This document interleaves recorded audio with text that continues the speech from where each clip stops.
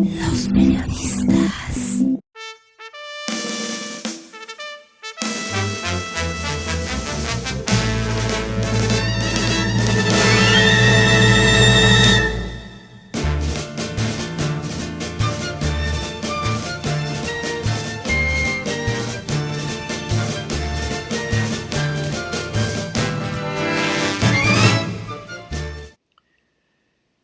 Si bien por su edad era de esperarse leer en cualquier momento sobre su partida al cielo de los fogones culinarios, al aventurero no dejó de causarle sorpresa el anuncio oficial, la mañana del 24 de julio de 2022, de la muerte de Diana Kennedy, sin duda la escritora con más trascendencia en la cocina regional mexicana.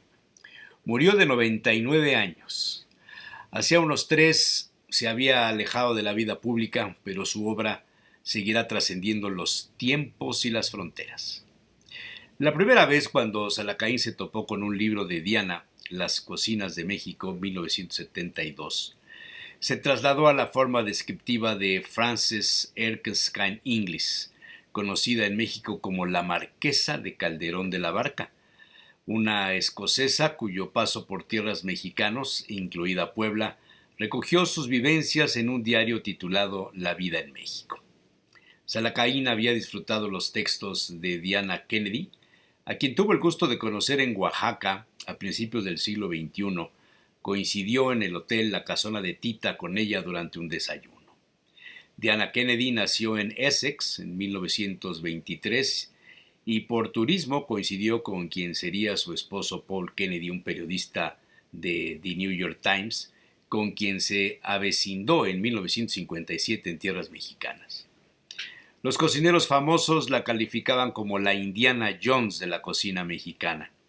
Muy grande fue su gusto, su entrega, su pasión por los sabores de la cocina regional y la influencia de Josefina Velázquez de León, entre otras, para ir integrando una colección de recetas tomadas entre los cocineros caseros. Poca relación mantuvo con los fogones de lujo. Era escritora por casualidad y a su regreso a Nueva York se dedicó a dar clases de cocina mexicana. Seguramente Diana Kennedy habrá recibido muchos reconocimientos en la vida. Y entre sus fuentes de información habrá estado, sin duda, la colección de publicaciones mensuales de Vázquez de León, originaria de Aguascalientes, quien fundó una academia y divulgó sus investigaciones desde la década de 1940. Las relaciones de su esposo Paul le abrieron muchas puertas a Diana con editores en Estados Unidos. Llegó a publicar 9 libros de comida regional. Salacaín la recordaba con algunos rasgos peculiares. Su rostro reflejaba una vida entregada a la investigación. Su cariño por la comida le llevó a registrar, recuperar, conservar y divulgar la gastronomía de México. En la introducción de la colección traducida al español de 3 libros bajo el título Cocina Esencial de México, editada en el año 2000, escribió en la introducción al conocer los mercados del Distrito Federal. Están llenos de chiles exóticos, de hierbas y frutos de colores y aromas vibrantes. Hasta ahí la cita. 2 recetas había escrito Diana Kennedy, quizás sin profundizar en el tema poblano. Salacaín recordaba una titulada Chiles rellenos de picadillo, atribuida a la región centro de México. La receta decía así: esta fue la primera receta que me dio la señora Gotlieva, quien me ayudaba con los quehaceres de la casa. Es una receta de 1957 que sigo usando hasta la fecha. Desde luego, hay muchas variedades de chiles rellenos, pero quizá la más conocida y popular es la de los chiles poblanos, asados, pelados y sin semillas. Con la corona intacta, los chiles se rellenan ya sea de carne o de queso, se capean, se fríen y se sirven en caldillo de jitomate. Muchas cocineras se saltan un paso y usan carne molida, pero el sabor y la textura del relleno de picadillo son mucho más ricos si la carne se cuece primero y luego se deshebra. Además, uno obtiene el caldo para la salsa. La combinación del toque dulce que le dan las pasas y el acitrón lo crujiente del acitrón y las almendras y el sabor ligeramente ácido del caldillo de jitomate con los chiles, que no son muy picantes, dan como resultado un platillo muy interesante, decía Diana Kennedy. Escribía después los ingredientes y la forma de hacerse el platillo. Entre ellos, además de carne de puerco maciza y cortada en cubos de 2.5 centímetros, aparecían cebolla, ajo, sal, manteca, pimientas negras machacadas, clavos enteros y machacados, raja de canela troceada, pasitas, almendras peladas y cortadas, acitrón, jitomates toscamente picados.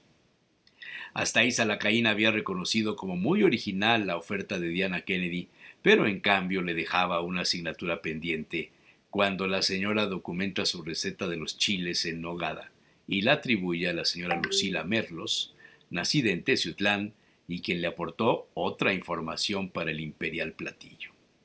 Cita también a Teresa Irigoyen, quien usaba carne molida y agregaba coñac a la nogada.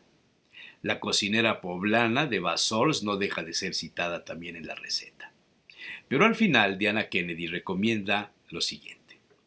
Siempre vale la pena probar este colorido platillo propio de finales del verano y, en especial, ir a Casa Merlos, donde puede estar seguro de que encontrará los auténticos chiles en nogada.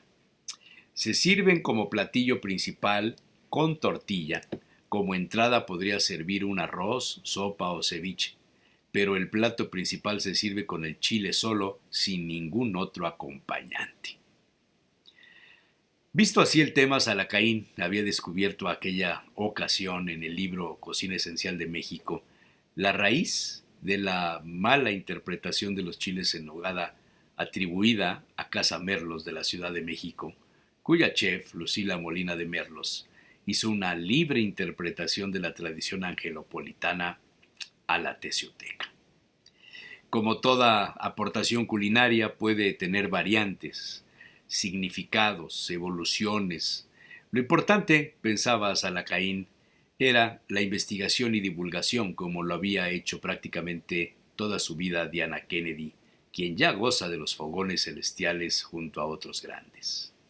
Salacaín tomó algunos de los libros de Diana y empezó a releer algunas recetas, rajas de chile poblanos. Son deliciosas para acompañar carnes asadas, escribe, o incorporadas a platillos como el budín azteca. Pero esa es otra historia.